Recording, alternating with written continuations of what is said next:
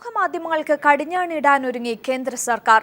സമൂഹമാധ്യമങ്ങളിലെ അഭിപ്രായ പ്രകടനങ്ങൾ നിയന്ത്രിക്കാൻ ഇന്ത്യൻ IT നിയമത്തിൽ നിന്ന് റദ്ദാക്കിയ 66-ാം വകുപ്പിന് പകരം പുതിയ നിയമം കൊണ്ടുവരുന്നു. സമാധാന പ്രശ്നമുണ്ടാക്കുന്നു എന്ന പേരിലാണ് സമൂഹമാധ്യമങ്ങളെ നിയന്ത്രിക്കാൻ സർക്കാർ ഒരുങ്ങുന്നത്. ഫേസ്ബുക്ക്, ട്വിറ്റർ തുടങ്ങി സോഷ്യൽ മീഡിയയിലൂടെയുള്ള അഭിപ്രായ പ്രകടനങ്ങൾ തടയുന്ന IT നിയമത്തിലെ 66A വകുപ്പ് കഴിഞ്ഞ വർഷം മാർച്ചിൽ സുപ്രീം കോടതി റദ്ദാക്കിയിരുന്നു. ഭരണഘടന ഉറപ്പു നൽകുന്ന അഭിപ്രായ സ്വാതന്ത്ര്യ നിഷേധമാണ് വകുപ്പെന്നായിരുന്നു സുപ്രീം കോടതി ചൂണ്ടിക്കാണിച്ചത്. ഇത് പുനഃസ്ഥാപിക്കാനാണ് കേന്ദ്ര ആഭ്യന്തര മന്ത്രാലയത്തിന്റെ ശ്രമം. 66A വകുപ്പ് റദ്ദാക്കിയതിലൂടെ സമൂഹ മാധ്യമങ്ങൾ വഴി ദേശസുരക്ഷയെ ബാധിക്കുന്നതും സമാധാന അന്തരീക്ഷം തകർക്കുന്നതുമായ പ്രവർത്തനങ്ങൾ തടയിടാൻ കഴിയുന്നില്ലെന്ന് പോലീസും രഹസ്യാന്വേഷണ ഏജൻസികളും വിലയിരുത്തുന്നുവെന്നാണ് ആഭ്യന്തര മന്ത്രാലയത്തിന്റെ ഭാഷ്യം. ആഭ്യന്തര മന്ത്രാലയവുമായി ബന്ധപ്പെട്ട പാർലമെന്റ് സ്റ്റാൻഡിംഗ് കമ്മിറ്റി ഡിസംബറിൽ ഇതേ അഭിപ്രായം പ്രകടിപ്പിച്ചിരുന്നു. ഇതിന്റെ മറപിടിച്ചാണ് പുതിയ നിയമം നടപ്പിൽ വരുത്തുക. ഏറെ പ്രതിഷേധങ്ങളുണ്ടാകും എന്നതിനാൽ പ്രത്യക്ഷത്തിൽ കരിനിയമ ചട്ടങ്ങൾ ഇല്ലാത്തത് എന്ന് തോന്നുന്ന രീതിയിലായിരിക്കും പുതിയ നിയമം കൊണ്ടുവരിക. സോഷ്യൽ മീഡിയയിലൂടെ ഏതൊക്കെ തരത്തിലുള്ള അഭിപ്രായ പ്രകടനങ്ങൾ നടത്താമെന്ന് ഈ നിയമത്തിൽ വ്യക്തമാക്കും. ദേശസുരക്ഷയെ ബാധിക്കുന്ന സന്ദേശങ്ങൾ പ്രചരിക്കുന്നത് തടയാൻ നിലവിൽ നിയമമുണ്ടെന്നിരിക്കെയാണ് കേന്ദ്ര സർക്കാരിന്റെ പുതിയ ശ്രമം. ഭരണകൂടത്തെ വിമർശിക്കുന്നവരെ പിടികൂടാൻ പുതിയ നിയമം ദുരുപയോഗം ചെയ്യുമോ എന്ന ആശങ്കയും ഉയരുന്നുണ്ട്. News bureau, Delhi. പാറ്റൂർ ഭൂമി ഇടപാടിൽ ക്രമക്കേടുണ്ടെന്ന വിജിലൻസിന്റെ കണ്ടെത്തൽ സർക്കാർ തള്ളി. പുറമ്പോക്ക് ഭൂമി സ്ഥിരീകരിക്കാൻ അന്വേഷണ ഉദ്യോഗസ്ഥന് അധികാരമില്ലെന്ന് വിജിലൻസ് കോടതിയിൽ സർക്കാർ അഭിഭാഷകൻ വാദിച്ചു. റവന്യൂ ജല വിജിലൻസ് മന്ത്രിമാരെ മറികടന്ന് തിടുക്കപ്പെട്ട് മുഖ്യമന്ത്രിയും ചീഫ് സെക്രട്ടറിയും ചേർന്നാണ് പാറ്റൂർ കേസിൽ അനധികൃതമായി ഇടപെട്ടെന്നായിരുന്നു പ്രതിപക്ഷ നേതാവിന്റെ അഭിഭാഷകൻ അഡ്വക്കേറ്റ് TS കൂദിന്റെ വാദം. 3 വകുപ്പുകളും വ്യത്യസ്തമായ 3 നിലപാടുകൾ സ്വീകരിച്ചാൽ ക്യാബിനറ്റിൽ വെച്ച് തീരുമാനമെടുക്കുകയാണ് നിയമമെന്നിരിക്കെ ഉപസമിതിയുടെ റിപ്പോർട്ട് കിട്ടിയ ദിവസം തന്നെ മുഖ്യമന്ത്രി ഫയലിൽ തീരുമാനമെടുത്തത് ആർടെക്കിനെ സഹായിക്കാനാണെന്നും VSന്റെ അഭിഭാഷകൻ വാദിച്ചു. ഭൂമി ഇടപാടിൽ ക്രമക്കേടുണ്ടെന്നും തണ്ടപ്പേരിലും BT രജിസ്റ്ററും നഷ്ടപ്പെട്ടതിന് പിന്നിൽ ഉദ്യോഗസ്ഥരുടെ ഭാഗത്ത് കള്ളക്കളിയുണ്ടെന്നും അതിനാൽ ഇവർക്കെതിരെ FIR രജിസ്റ്റർ ചെയ്യണമെന്നും വിജിലൻസിന്റെ കണ്ടെത്തലുള്ളതായും VS കോടതിയെ ധരിപ്പിച്ചു. എന്നാൽ വിജിലൻസിന്റെ കണ്ടെത്തലുകളെ വിജിലൻസിന് വേണ്ടി ഹാജരായ അഭിഭാഷകൻ വക്കം ശശീന്ദ്രൻ നിരാകരിച്ചത് ശ്രദ്ധേയമായി. ക്രമക്കേട് നടന്നു എന്ന വിജിലൻസിന്റെ കണ്ടെത്തലിനെ വക്കം ശശീന്ദ്രൻ കോടതിയിൽ തള്ളിപ്പറഞ്ഞു. കേസിൽ ആരോപണ വിധേയനായ മുഖ്യമന്ത്രിയെ സംരക്ഷിക്കാനും ആർടെക്കിന് വേണ്ടി വാദിക്കാനുമാണ് വക്കം ശശീന്ദ്രൻ തുനിഞ്ഞത്. അനിൽകുമാർ വേഴ്സസ് അയ്യപ്പ കേസിന്റെ അടിസ്ഥാനത്തിൽ മുഖ്യമന്ത്രിക്കെതിരെ FIR രജിസ്റ്റർ ചെയ്യണമെങ്കിൽ പ്രോസിക്യൂഷൻ അനുമതി വേണം. കൂടാതെ ലോകായുക്തയുടെ പരിഗണനയിലിരിക്കുന്ന കേസായതിനാൽ ഈ കേസ് കേൾക്കരുതെന്നും ശശീന്ദ്രൻ ആവശ്യപ്പെട്ടു. കേസിൽ വാദം പൂർത്തിയാവാത്തതിനാൽ തുടർവാദം ഫെബ്രുവരി 29-ന് തിരുവനന്തപുരം വിജിലൻസ് കോടതിയിൽ നടക്കും. S. ജീവൻകുമാർ, തിരുവനന്തപുരം. അടുത്ത മാസം 1-ന് ആരംഭിക്കുന്ന സംസ്ഥാന സെക്രട്ടേറിയറ്റിനും സംസ്ഥാന സമിതിക്കും ശേഷം മാത്രമേ സ്ഥാനാർത്ഥി നിർണയം സംബന്ധിച്ച പ്രാഥമിക ചർച്ച ആരംഭിക്കൂവെന്ന് CPIM സംസ്ഥാന സെക്രട്ടറി കോടിയേരി ബാലകൃഷ്ണൻ പറഞ്ഞു. ദില്ലിയിൽ മാധ്യമങ്ങളോട് സംസാരിക്കുകയായിരുന്നു അദ്ദേഹം. ഇലക്ഷൻ പ്രഖ്യാപിച്ചു കഴിഞ്ഞാൽ മാത്രമേ സ്ഥാനാർത്ഥികളെ സംബന്ധിച്ച് ഞങ്ങൾ ആലോചിച്ച് തുടങ്ങുള്ളൂ. അത് സംബന്ധിച്ചിട്ടുള്ള ഇലക്ഷൻ പ്രഖ്യാപിക്കുന്നതോടുകൂടി സ്ഥാനാർത്ഥി നിർണയം ഉൾപ്പെടെയുള്ള കാര്യങ്ങൾ പാർട്ടി സംസ്ഥാന സെക്രട്ടേറിയറ്റ് ചർച്ച ചെയ്യും. അതിനുശേഷം അത് സംബന്ധിച്ചുള്ള കാര്യങ്ങൾ പാർട്ടി പോളിറ്റ് ബ്യൂറോ അന്തിമ രൂപം കൊടുക്കും. രാജ്യസഭാ സ്ഥാനാർത്ഥിയെ സംബന്ധിച്ച് LDFിനകത്ത് ചർച്ച ചെയ്യും. LDF ചർച്ച ചെയ്തുകൊണ്ട് അത് സംബന്ധിച്ചുള്ള കാര്യങ്ങൾ തീരുമാനിക്കും. പാർട്ടിയും അത് സംബന്ധിച്ചുള്ള തീരുമാനം 1-ാം തീയതി ചേരുന്ന പാർട്ടി സംസ്ഥാന സെക്രട്ടേറിയറ്റും 2-ാം തീയതി ചേരുന്ന പാർട്ടി സംസ്ഥാന കമ്മിറ്റിയും അത് സംബന്ധിച്ച തീരുമാനമെടുക്കും. കൊച്ചി മെട്രോ ട്രെയിൻ 2-ാം ഘട്ട പരീക്ഷണോട്ടം നടത്തി. മുട്ടം യാർഡ് മുതൽ കളമശ്ശേരി വരെയാണ് ട്രെയിൻ ഓടിയത്. പരീക്ഷണോട്ടം വിജയകരമായിരുന്നുവെന്ന് DMRC അറിയിച്ചു. സംവിധായകൻ രാജേഷ് പിള്ള അന്തരിച്ചു. കരൾ രോഗത്തെ തുടർന്ന് കൊച്ചിയിലെ സ്വകാര്യ ആശുപത്രിയിലായിരുന്നു അന്ത്യം. കരൾ സംബന്ധമായ രോഗത്തെ തുടർന്ന് ഏറെ നാളുകളായി ചികിത്സയിലായിരുന്നു സംവിധായകൻ രാജേഷ് പിള്ള.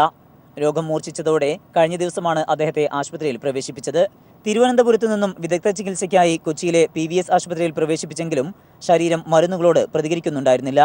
രാവിലെ 11:45 ആശുപത്രി അധികൃതർ മരണം സ്ഥിരീകരിച്ചു. 2005-ൽ പുറത്തിറങ്ങിയ ഹൃദയത്തിൽ സൂക്ഷിക്കാൻ എന്ന ചിത്രത്തിലൂടെ ചലച്ചിത്ര മേഖലയിലേക്ക് കടന്നുവന്ന രാജേഷ് പിള്ള മലയാള സിനിമാ സങ്കല്പങ്ങളെ മാറ്റിമറിച്ച ട്രാഫിക്, മിലി എന്നിവയ്ക്ക് പുറമെ കഴിഞ്ഞ ദിവസം തിയേറ്ററുകളിലെത്തിയ വേട്ടയും സംവിധാനം ചെയ്തു. മമ്മൂട്ടി, കുഞ്ചാക്കോ ബോബൻ, ഇന്ദ്രജിത്ത്, നിവിൻ പോളി, ആസിഫ് അലി തുടങ്ങിയ താരങ്ങൾക്ക് പുറമെ സംവിധായകരായ രഞ്ജി പണിക്കർ, സിദ്ദിഖ്, ആഷിഖ് അബു, മുൻ MP രാജീവ് എന്നിവരും രാജേഷ് പിള്ളയെ സന്ദർശിക്കാനെത്തിയിരുന്നു. സംവിധായകൻ സിബി മലയിൽ രാജേഷ് പിള്ളയെ അനുസ്മരിച്ചു.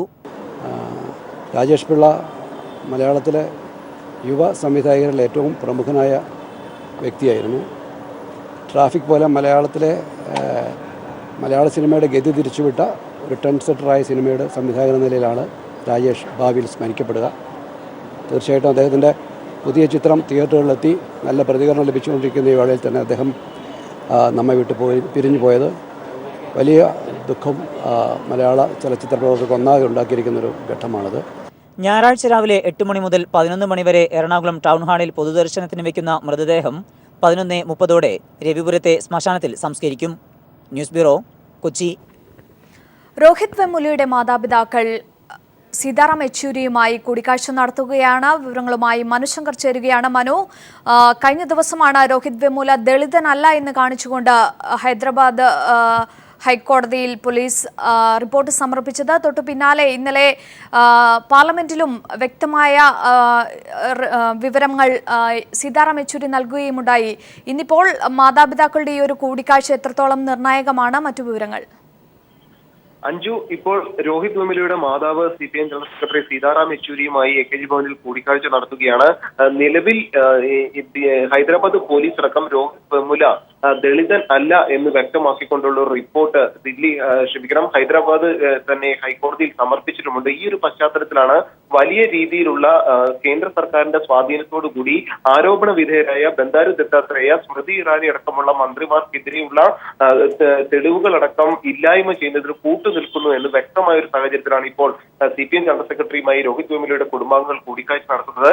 ഈ കൂടിക്കാഴ്ചയിലടക്കം പാർലമെന്റിനെ തെറ്റിദ്ധരിപ്പിക്കുന്ന വിവരങ്ങൾ കേന്ദ്ര മാനവവിഭവശേഷി മന്ത്രി സ്മൃതി ഇറാനി നടത്തിയിട്ടുണ്ടെന്നും ഇത് തെളിയിക്കുന്നതിനാവശ്യമായ വ്യക്തമായ രേഖകൾ തങ്ങളുടെ പക്കലുണ്ടെന്നും ഇതാണ് CPM ജനറൽ സെക്രട്ടറി സീതാറാം യെച്ചൂരിക്ക് കൈമാറുന്നതെന്നും കൂടിയാണ് കൂടിക്കാഴ്ചയ്ക്ക് മുമ്പായി മാധ്യമങ്ങളെ കണ്ട രോഹിത് വെമുലയുടെ മാതാവ് വ്യക്തമാക്കിയത്. നിലവിൽ 11 അംഗ അന്വേഷണ സമിതിയിൽ ഒരു ദളിതനെ ഉൾപ്പെടുത്തിയിട്ടുണ്ട് എന്നായിരുന്നു പാർലമെന്റിലടക്കം സ്മൃതി ഇറാനി വ്യക്തമാക്കിയത്. എന്നാൽ ദളിതൻ ഈ അന്വേഷണ സംഘത്തിൽ, ഒരു ദളിത് വിഭാഗക്കാരൻ പോലും അന്വേഷണ സംഘത്തിൽ ഇല്ലായിരുന്നു എന്നത് വ്യക്തമാണ്.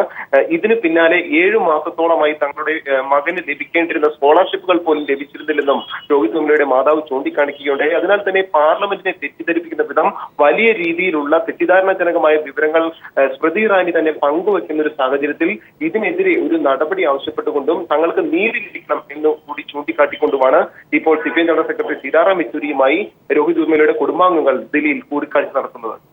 വ്യക്തമാണ്. മനുശങ്കരനാണ് വിവരങ്ങൾ നൽകിയത്. മറ്റു വാർത്തയിലേക്ക്. അഴിമതിക്ക് കൂട്ടുനിൽക്കുന്നവർക്ക് ഉമ്മൻചാണ്ടി സ്ഥാനമാനങ്ങൾ നൽകുന്നുവെന്ന് കോടിയേരി ബാലകൃഷ്ണൻ. അതുകൊണ്ടാണ് ജിജി തോംസന് സ്ഥാനം നൽകിയതെന്നും ചക്കിക്കൊത്ത ശങ്കരനാണ് ജിജി തോംസൺ എന്നും കോടിയേരി പറഞ്ഞു. ഉമ്മൻചാണ്ടിയുടെ അഴിമതിക്ക് കൂട്ടുനിന്ന ഓരോരുത്തർക്കും പ്രത്യേക സ്ഥാനങ്ങൾ കൊടുത്ത് ആദരിക്കുകയാണ് ഇപ്പോൾ മുഖ്യമന്ത്രി ചെയ്യുന്നത്. അതുകൊണ്ടാണ് മുഖ്യമന്ത്രിയും ഗവൺമെൻറ് നടത്തിയ എല്ലാ അഴിമതിക്കും കൂട്ടുനിന്ന ജിജി തോംസനെ ഇത്തരത്തിലൊരു ഉന്നത പദവി കൊടുത്ത് ഈ സ്ഥാനത്തേക്ക് അവരോധിക്കാൻ തീരുമാനിച്ചിട്ടുള്ളത്. ഉമ്മൻചാണ്ടിക്ക് പറ്റിയ ആളാണ് ജിജി തോംസൺ. ചക്കിക്കൊത്ത ശങ്കരൻ എന്ന് പറയുന്ന പോലെയാണ് ഉമ്മൻചാണ്ടി കൊത്ത ആളാണ് ജിജി തോംസൺ. പരിയാരം മെഡിക്കൽ കോളേജിൽ UDF ഭരണസമിതി നടത്തിയ നിയമനങ്ങളിൽ വൻ ക്രമക്കേട്. കെ സുധാകരൻ മന്ത്രിയായിരിക്കെ റാങ്ക് ലിസ്റ്റ് മറികടന്ന പ്രവർത്തകർക്ക് ജോലി നൽകി. ചട്ടം ലംഘിച്ച് സുധാകരൻ നൽകിയ ശുപാർശ കത്തുകളുടെ പകർപ്പ് പീപ്പിളിന് ലഭിച്ചു. പരിയാരം മെഡിക്കൽ കോളേജിൽ UDF ഭരണസമിതി നടത്തിയ നിയമനങ്ങളിൽ വൻ ക്രമക്കേട് നടന്നുവെന്നതിന്റെ തെളിവുകളാണ് പീപ്പിൾ TVക്ക് ലഭിച്ചിരിക്കുന്നത്. വിവിധ തസ്തികകളിൽ കോൺഗ്രസ് നേതാക്കളുടെ ശുപാർശ പ്രകാരം അനർഹരെ തിരികെ കയറ്റിയിരിക്കുകയാണ്. കോൺഗ്രസ് നേതാവ് കെ സുധാകരൻ മന്ത്രിയായിരുന്ന ഘട്ടത്തിൽ കോൺഗ്രസ് പ്രവർത്തകർക്ക് നിയമനം നൽകണമെന്നാവശ്യപ്പെട്ട് അന്നത്തെ MDക്ക് നൽകിയ നിരവധി ശുപാർശ കത്തുകളുടെ പകർപ്പ് പീപ്പിളിന് ലഭിച്ചു. നഴ്സിംഗ് അസിസ്റ്റന്റ്, ഫാർമസി അസിസ്റ്റന്റ് ഉൾപ്പെടെയുള്ള തസ്തികകളിൽ റാങ്ക് ലിസ്റ്റ് മറികടന്ന് നിയമനം നൽകണമെന്നായിരുന്നു സുധാകരന്റെ കത്തിലുള്ളത്. സുധാകരൻ നിർദ്ദേശിച്ച ഭൂരിഭാഗം പേർക്കും പരിയാരത്ത് അനധികൃതമായി നിയമനം ലഭിച്ചെന്നും ഞങ്ങളുടെ അന്വേഷണത്തിൽ വ്യക്തമായി. മന്ത്രി പദവി ദുരുപയോഗം ചെയ്താണ് കെ സുധാകരൻ അനധികൃത നിയമനങ്ങൾക്ക് ചുക്കാൻ പിടിച്ചത്. DCC president K Surendran, Sajeev Joseph തുടങ്ങിയവരും കോൺഗ്രസ് പ്രവർത്തകർക്ക് വേണ്ടി ഇടപെട്ടതായി തെളിഞ്ഞു. നിയമന കാര്യങ്ങളിലെന്ന പോലെ വിദ്യാർത്ഥി പ്രവേശനത്തിലും കെ സുധാകരനും കോൺഗ്രസ് നേതാക്കളും അനധികൃതമായി ഇടപെട്ടതിന്റെ രേഖകളും പീപ്പിളിന് ലഭിച്ചിട്ടുണ്ട്. PV കുട്ടൻ, കോഴിക്കോട്. കേരള കോൺഗ്രസിൽ ഭിന്നത രൂക്ഷം. ജോസഫ് വിഭാഗത്തെ ആരെങ്കിലും മുന്നണിയിലേക്ക് ക്ഷണിച്ചാൽ അത് നല്ല കാര്യമെന്ന് ഫ്രാൻസിസ് ജോർജ്. PC ജോസഫിനും ഫ്രാൻസിസ് ജോർജിനും മത്സരിക്കാൻ സീറ്റ് നൽകരുതെന്നാവശ്യപ്പെട്ട് ഇടുക്കിയിലെ കേരള കോൺഗ്രസ് മാണി വിഭാഗം നേതാക്കൾ കെ മാണിക്ക് കത്ത് നൽകി. പാർട്ടി ആവശ്യപ്പെട്ടാൽ മത്സരിക്കുമെന്ന് ഫ്രാൻസിസ് ജോർജ് വ്യക്തമാക്കി. കേരള കോൺഗ്രസ് ജോസഫ് മാണി വിഭാഗങ്ങൾ തമ്മിലുള്ള തർക്കം മൂർധന്യാവസ്ഥയിലെത്തിയ ഘട്ടത്തിലാണ് ജോസഫ് വിഭാഗം നേതാക്കൾ പരസ്യമായി രംഗത്ത് വന്നത്.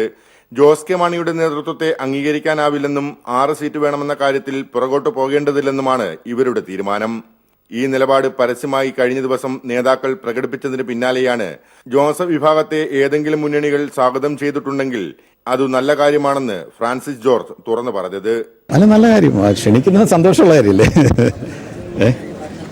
എന്തോ അതൊക്കെ വരട്ടെ, എല്ലാവരും ക്ഷണിക്കട്ടെ, അതൊക്കെ നല്ല കാര്യമല്ലേ? ഇടതു നേതാക്കളുമായി മുന്നണി മാറ്റം സംബന്ധിച്ച രഹസ്യ ചർച്ചകൾ നടന്നുവെന്ന വാർത്ത പുറത്തു വന്നതിന് പിന്നാലെയാണ് ഫ്രാൻസിസ് ജോർജിന്റെ പ്രതികരണം. ഇത് വരാനിരിക്കുന്ന രാഷ്ട്രീയ മാറ്റത്തിന് മുന്നോടിയായുള്ള പ്രതികരണമാണെന്നാണ് രാഷ്ട്രീയ നിരീക്ഷകരും കരുതുന്നത്. അതേസമയം മാണിയോട് അടുത്ത ബന്ധം പുലർത്തുന്ന കേരള കോൺഗ്രസ് എമ്മിലെ ജില്ലാ നേതാക്കൾ ഫ്രാൻസിസ് ജോർജിനും PC ജോസഫിനും ഇത്തവണ മത്സരിക്കാൻ സീറ്റ് നൽകരുതെന്ന ആവശ്യം ഇതിനോടകം ഉന്നയിച്ചിട്ടുണ്ട്. എന്നാൽ ഇത്തവണയും താൻ മത്സരരംഗത്തുണ്ടാകുമെന്ന സൂചനയാണ് ഫ്രാൻസിസ് ജോർജ് വീണ്ടും നൽകിയത്. അല്ല, അതൊക്കെ പാർട്ടിയാണല്ലോ തീരുമാനിക്കുന്നത്. പാർട്ടി പറഞ്ഞാൽ മത്സരിക്കും, അത്രയുള്ളൂ. News bureau, Idukki.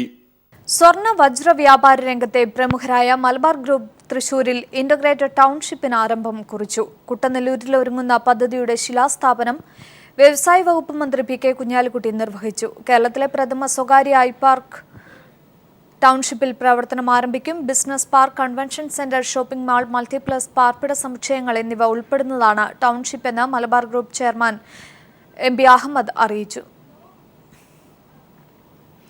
10ാം ശമ്പള പരിഷ്കരണത്തിൽ സർക്കാർ ഡോക്ടർമാരുടെ ശമ്പളം വെട്ടിക്കുറച്ചതായി KGMOA. ഇതിൽ പ്രതിഷേധിച്ച് ഡോക്ടർമാർ ഈ മാസം 29 കരിദിനം ആചരിക്കുമെന്നും KGMOA ഭാരവാഹികൾ തിരുവനന്തപുരത്ത് വാർത്താസമ്മേളനത്തിൽ അറിയിച്ചു. ആരോഗ്യവകുപ്പിന് കീഴിലെ സ്ഥാപനങ്ങളിലും ആശുപത്രികളിലും 1 മണിക്കൂർ അധിക ജോലി ചെയ്താണ് KGMOA കരിദിനം ആചരിക്കുന്നത്. യെച്ചൂരി മാധ്യമങ്ങളെ കാണുകയാണ് തത്സമയം. So whatever you have heard, all that the minister said in the parliament, if there is any other material that you have that will help us with the breach of privilege notice and to expose them, you please that will be very useful. So only when తీసుకున్న parliament లో మళ్ళీ మేము race చేస్తాం, నోటీసులు కూడా ఇచ్చాం. ప్రభుత్వాన్ని ఏ విధంగా వాళ్ళ మీద ఒత్తిడి పెట్టి ఇవాళ ఈ కొత్త చట్టాలు తీసుకోవాల్సిన అవసరం ఉందని ఏదైతే గతంలోనే అన్నామో, రోహిత్ పేరు మీద ఈ నిర్భయ యాక్ట్ అని తీసుకొచ్చాం. ఢిల్లీలో ఈ నంతా బాబు ఆ అమ్మాయి మీద ఈ దాడి ఏదైతే జరిగిందో దాన్ని ఆనర్ చేస్తూ ఈ చట్టాలన్నీ తీసుకొచ్చాం. అదేవిధంగా రోహిత్ పేరు మీద ఈ రోహిత్ యాక్ట్ని తీసుకురండి అని చెప్పి నేను పార్లమెంట్లో చర్చలో చెప్పడం జరిగింది. దానికి నోటీసులు కూడా ఇచ్చి మేము వాళ్ళ దగ్గర ఈ ఇష్యూని ఫాలో అప్ చేస్తాం. అది మా కమిట్మెంట్. అదే మిమ్మల్ని హైదరాబాద్లో